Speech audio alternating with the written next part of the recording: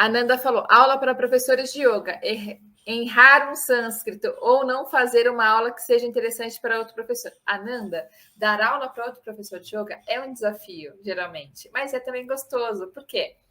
Se ele é professor de yoga e ele veio fazer sua aula, o que significa? Significa que ele tem certeza que ele vai aprender alguma coisa com você.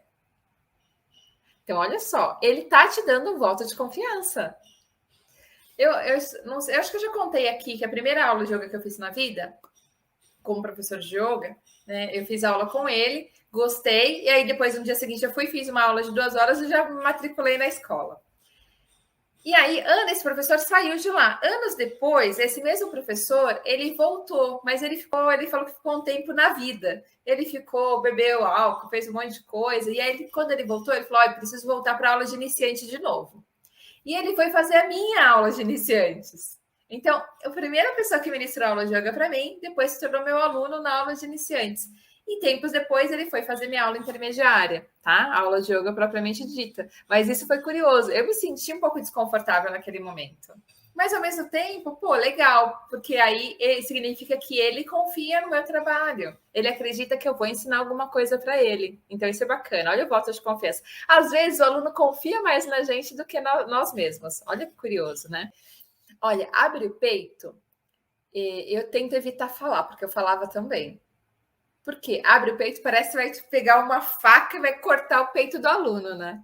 Então pode dar uma conotação diferente. Então eu tento falar assim, né? Coloca o tórax para fora, então, né? Alguma coisa nesse sentido, né? Ou coloca os ombros para trás, aproxima as escápulas. Alguma coisa que eu não costumo falar também. Afasta as pernas. Eu acho um pouco vulgar, eu uso pés. Porque pode dar uma conotação, né, estranha, meio sexual. Enfim, eu coloco afasta os pés. Então, eu me sinto mais à vontade em falar dessa maneira. O importante é você usar o que você sente à vontade para você falar, que faz parte do seu vocabulário. Porque não adianta nada também você começar a falar, vou falar palavras difíceis aqui.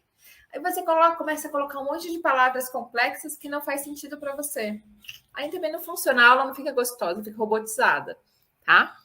E o Pulmão falou, vou buscar usar sinônimos agora. Boa, Pulmão, Ananda. Sim, fico honrada e ao mesmo tempo dá dorzinha de barriga. Dá super quando você vai fazer aula com alguém que poderia estar dando aula para você, né? Isso acontece mesmo.